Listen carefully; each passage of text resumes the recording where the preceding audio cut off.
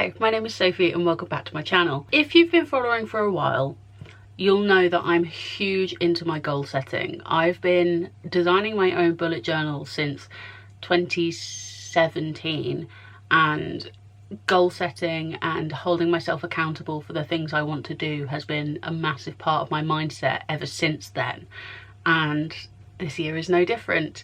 I feel like I've got a lot better at setting goals and a lot less rigid with them, because I feel like the person you are at the beginning of the year and the person you are at the end of the year isn't necessarily the same person, and the person at the beginning of the year who set those goals, you might try those goals and then actually realise it's not what you want. So I'm getting better at being more flexible and adjusting, or deciding I don't want to work towards a certain goal for the sake of achieving it. So I feel like I have learned a lot about goal setting. Talking about SMART goals feels like it takes you back to school, but also it works. It may feel a bit academic, but it does work. Making your goal specific, measured, achievable, realistic and time bound, I think is the acronym. But thinking about how you're actually going to achieve those goals rather than just saying words and putting them out into the ether does make them more achievable, and also makes you feel more accomplished because you're actually achieving your goals rather than just staring at a piece of paper with words on and waiting for them to happen. You know, it's a good old balance between waiting for a sign from the universe and also putting the work in. I'm actually doing my goals in a really different way this year. How I've done it previously is I'd have 3 sections, which was professional, personal and home, and I would have 3 goals within those 3 categories because I like the number 3. It feels very round to me and I like it. And then I would have 10 what I call bucket list goals, but I don't like the phrase bucket list because it feels very morbid, but just 10 kind of random goals that didn't fit into those categories, or I just wanted to put separately, of things that I would like to have ticked off for the year. But it all ended up becoming a bit murky, and I've decided to do it differently this year because I have a lot of goals that are about habits and things that I want to do on a repeating basis.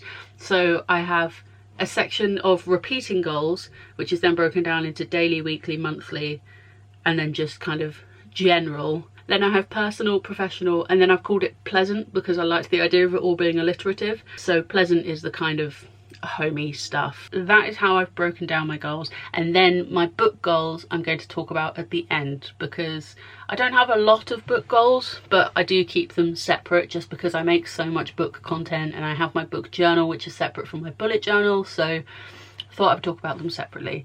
That was a big old preamble to say here are my 2025 goals and reading goals. Let's start with the repeating ones. So the repeating goals that I would like to do daily. Now, I have learned that I'm not the kind of person who is very good at deciding to do something every single day and sticking to it. I find it incredibly overwhelming. I find it really high pressure, and generally it doesn't work for me.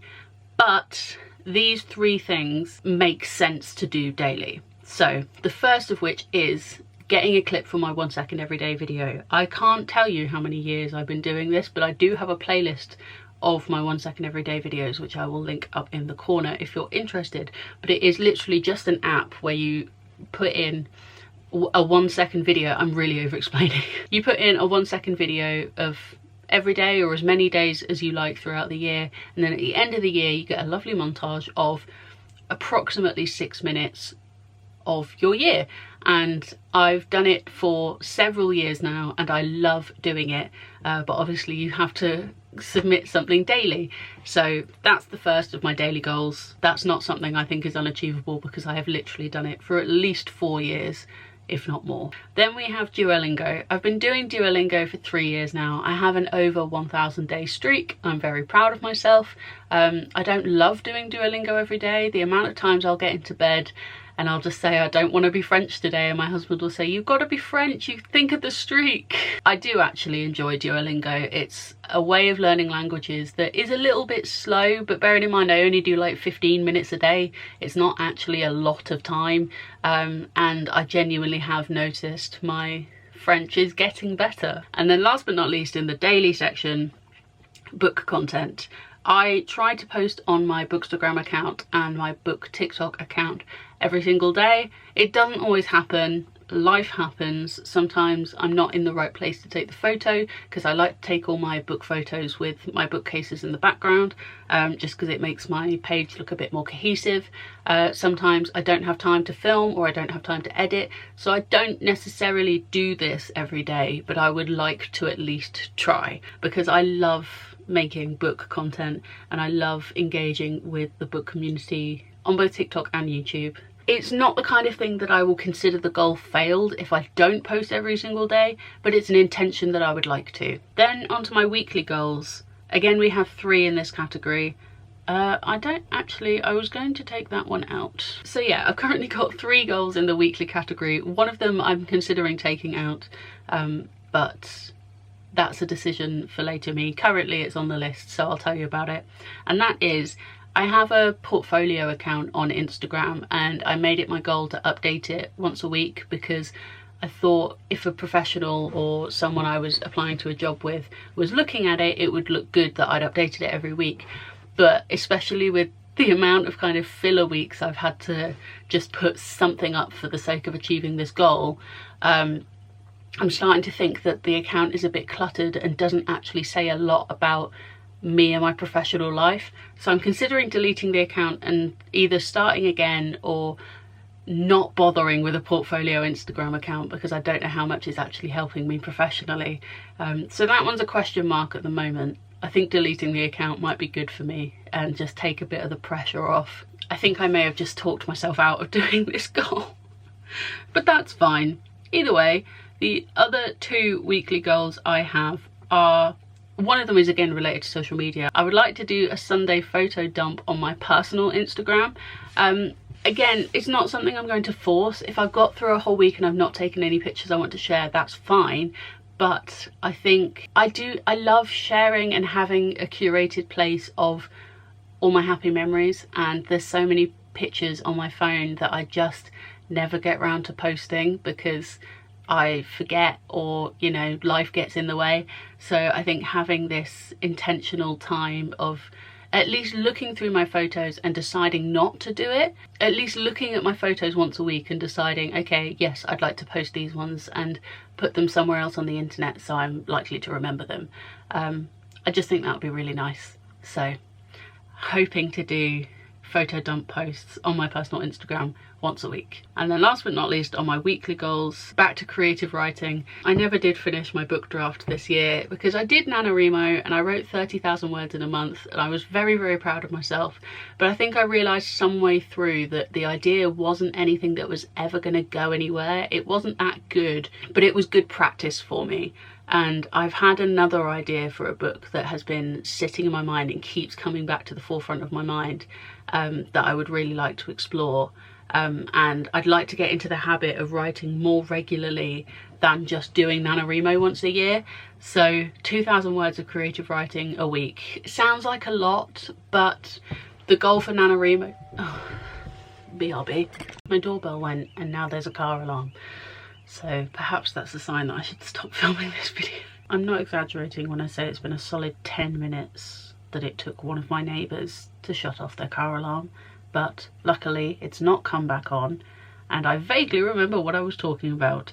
So writing 2,000 words of creative writing a week. That number has come from 2 years ago. I set myself the goal of writing 1,000 words per week and I pretty much did it every single week. So this year I doubled it to 2,000 words and I've not been anywhere near as successful.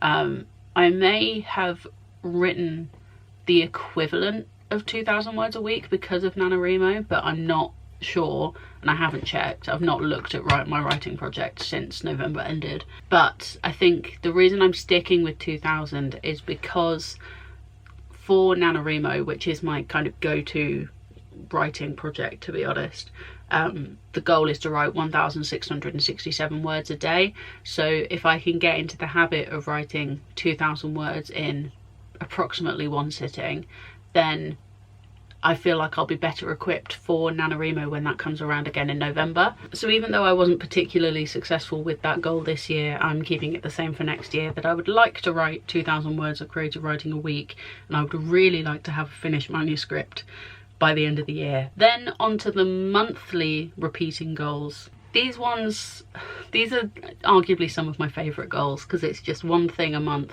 that I really get to look forward to. The first of which is having a monthly date night with my husband. We are notoriously bad for this. He works away a lot. We call him the part-timer in this house because he generally goes away with work 3 to 4 nights a week, because his job isn't an office job. It is out and about all over the country and sometimes all over the world. So, you know, he's not home a lot. So we do try to make the most of the time that he is home. And with that, we try and allot at least one day a month to just have an us day. And calling it a date day doesn't necessarily mean that we have to go somewhere extravagant or do something super duper expensive. A lot of times it's involved staying home and just being intentional about the time we're spending together, whether that's building some Lego together or doing a craft project together or doing some baking together. Sometimes it's going to the cinema. I really wanted to have a bowling date this year, but we've not done it. I might see if we can do it on New Year's Eve, but we'll see. I really want to go pottery painting, but he reckons he wouldn't know what to paint, so we still need to get over that hurdle.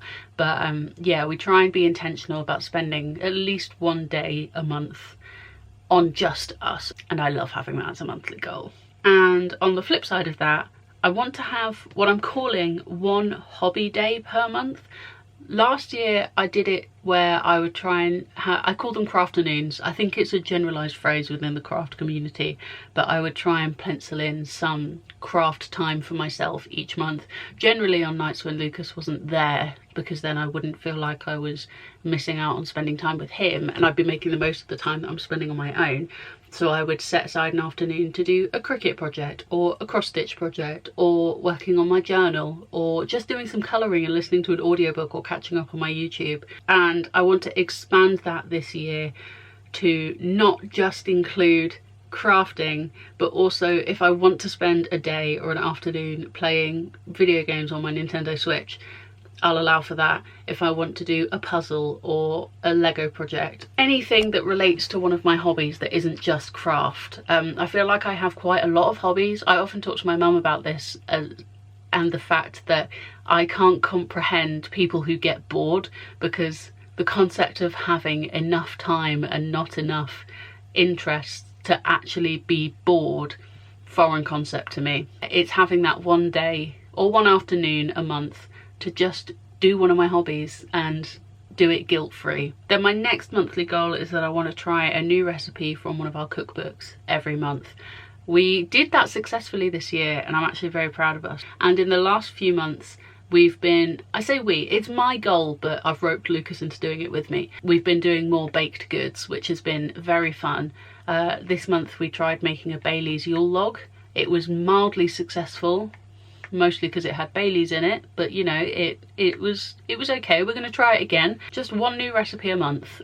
Any more than that is too much pressure, and then you end up with too many baked goods. And last but not least, for my monthly goals, this is another carryover from this year that I've actually really enjoyed doing. I want to make a 2025 photo album, and rather than sitting around in that week between Christmas and New Year's trying to trawl through a year's worth of photos, what I've been doing in 2024 is at the end of the month just going through the month's worth of photos and putting all the photos I want to put in the album in a digital album, which I will then get printed into a photo book over the Christmas and New Year period. So I've already got 11 months of photos in my album. I think I've got like 400 photos in this album. So then at the end of this month, what I'll do is I'll go through my December pictures, or even I might wait till the first week of January actually, because then also January sales. Brain for thinking. I'll go through my December photos, add them to the folder, and then I'll download the folder, make sure they're all in the right order, and then I want to design one of these photo books on one of the many photo and book printing website apps that are out there. And then I'll have a nice book of our 2024, and I want to start doing that as an annual thing. And then last but not least, on the repeating goals, but not within a specific time frame, I've just put Sophie Counts Clouds bookish content, blog, YouTube, TikTok and Instagram. Granted, my blog and my YouTube I try and do weekly, and then like I said, TikTok and Instagram I'm trying to do daily, so I could have put that into those categories, but I just maintaining my brand, for want of a better word, maintaining Sophie Counts Clouds is something that I really want to do, and it is something I enjoy, and it is something I want to keep doing, so it's on my list. Either way, that's the repeating goals done. Now on to the personal, professional and pleasant. Starting with personal. The first thing on my personal list is that I want to make meditating part of my routine. I've tried meditating before. I used to have a Headspace subscription and I used to do it every single day. Well, for like a month I did it every day, and I did find that actually it did help, and I like doing guided meditations. I like the voice of the guy on Headspace. I just need to get back to doing it, and I think it will be really good for my mental health if I can make that part of my routine. Number 2, back to writing. I would like to finish a manuscript. I know I said I didn't want the pressure on myself to finish a manuscript, but also I would like it. These goals aren't make or break. Like, if I don't achieve it, it's not a failure. This is something I would like to achieve, and I would like to put in the work and the effort to achieve it, but if I don't, it's not a personal reflection on me. It's not an evidence of my failing. For this year, for example, I think I had finished a book draft on my goals for this year, and I didn't finish one, but I did write 30,000 words of one project, and I've not written that much of one singular project in a very long time. So it's not like a goal is black or white, achieved or failed. That is an orange goal in progress, and we're wanting to continue that progress. And last but not least, in my personal goals, I've just put savings. I need to actually manage my money better, and I think what I want to do is find a savings challenge. There's someone I follow on TikTok who does Saveopoly, so she's made like a Monopoly board, and then she'll roll a dice and move a counter and save however much money that block or that square tells her to save. So I need to do some research. I might make this a spread in my bullet journal. I've not started designing my 2025 bullet journal yet, but I think it would probably be a good idea to involve that there somehow. Onto the professional goals. This one is a little bit more challenging because my professional life has been tricky over the last couple of years. I was fired from a job that I was relatively happy and very comfortable in 5 weeks before I got married. The boss was a horribly toxic, narcissistic psychopath, but that's another story that no one needs to know, and that left me with PTSD. It left me with a lot of trauma. It's something I've worked really hard on getting past with my therapist and with my doctors, and making sure I'm on the right meds for my mental health. I've got my autism assessment next year, which, considering I was fired essentially for my autistic traits anyway, yeah, it's taken me longer than I wanted to move past that event, but I do feel like I really am making progress now.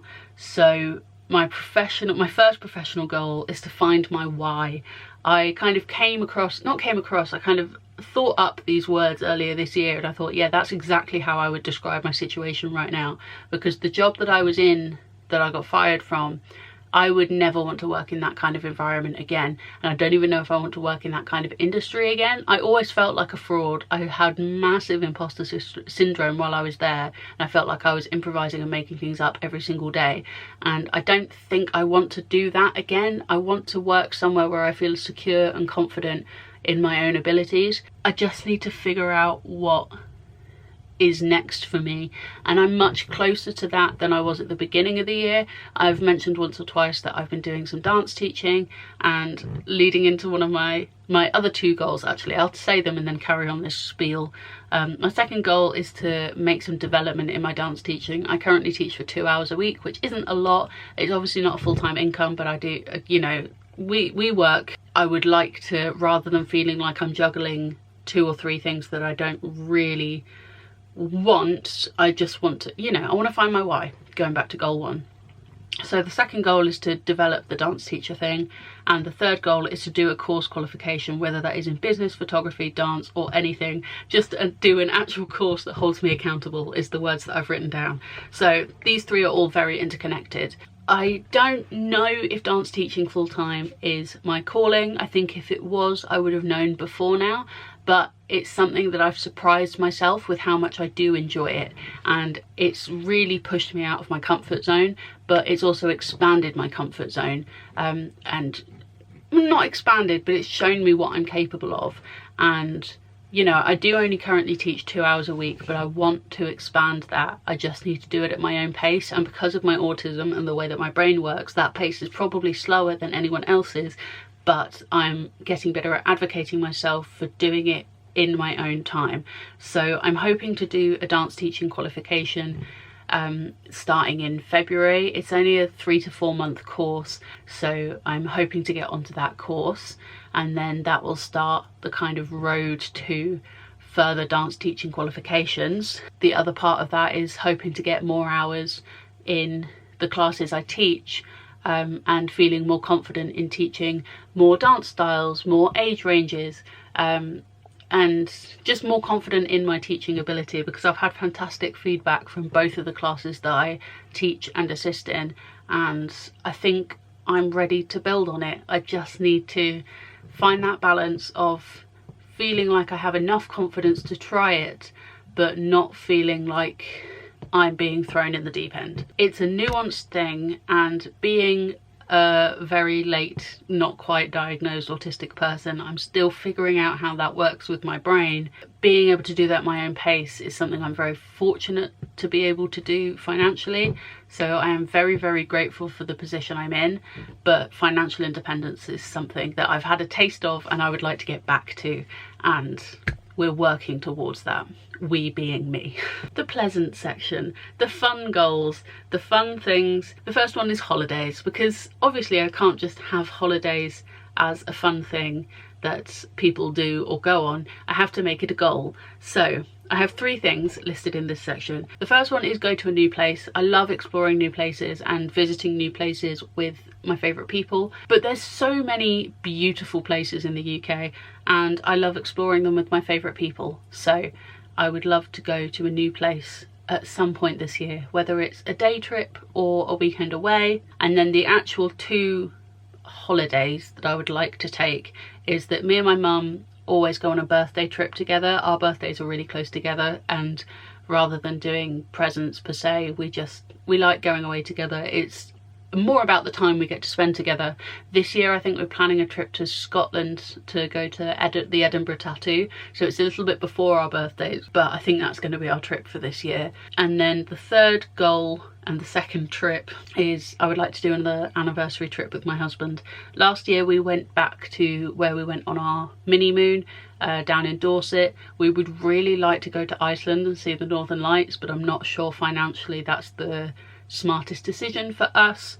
But yeah, some sort of trip for our anniversary. My second pleasant goal, and I wouldn't necessarily say this is pleasant because it's not something I'm particularly looking forward to, but I want to learn how to redesign my blog website. I am very aware that my blog is not the most aesthetically pleasing and not the most functional, but I find WordPress incredibly overwhelming. It's not that I think it's overly complicated, I think I've just not had the time or made the time to understand it properly. So I want to spend some time researching themes, researching what I want my blog to look like, figuring out what the core aspects of my website I want to look like, and just making my blog look more aesthetic and feeling more confident in sending people to my website. And then last but not least, this is where my personal goals cross over with my reading goals. My last goal in my pleasant section is to read 60 books, which is also obviously my reading goal for next year. I made a whole TikTok about how I think the system I have for making my reading goals is particularly successful, because having completed my 2024 reading goal, that's 5 years in a row, I've met my reading goal relatively easily. And I think that started really well for me because I kind of stuck with multiples of 12, which, unless you really think about it, sounds really, really random. But a multiple of 12 could be broken down into how many books you need to read per month. And that feels less overwhelming than, oh my God, I need to read 60 books this year. It's more manageable for my brain to think, okay, I need to read or want to read 5 books per month rather than 60 books per year.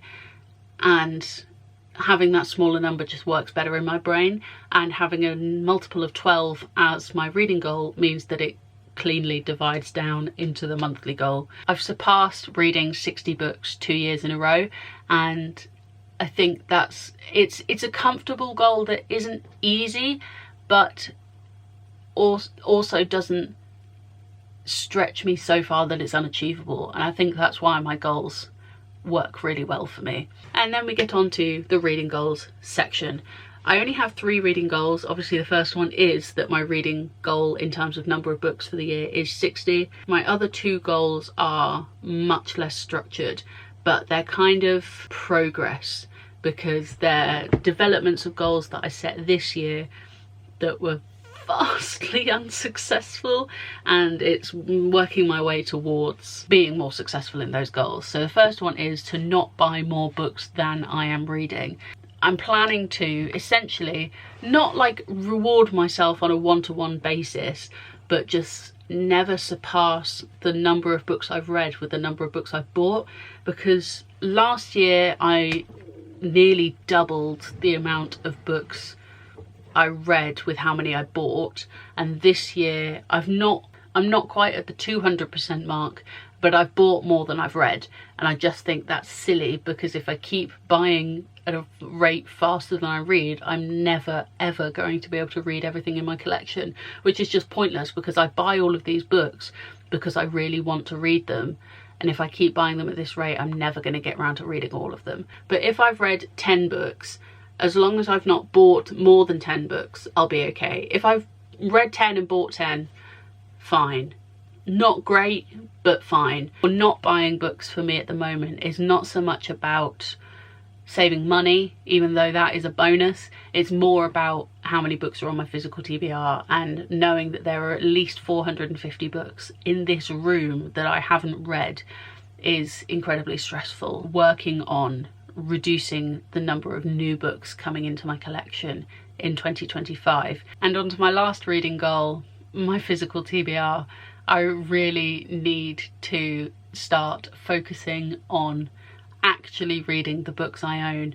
I know the number is over 450. I'm planning to do a big rearrange of the library over the New Year period and get a definitive number of how many books I haven't read are in my collection.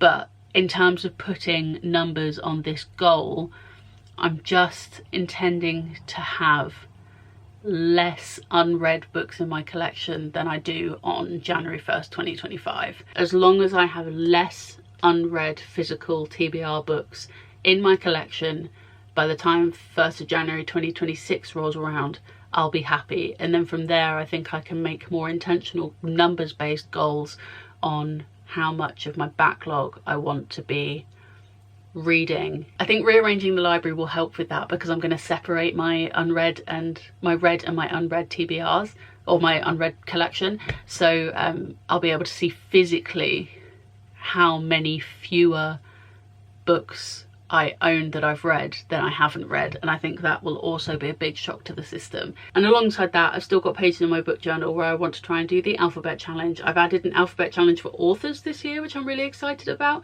Those are more passive challenges because I don't actively try to complete them. It's more a kind of, oh well, how much can I do without really thinking about it.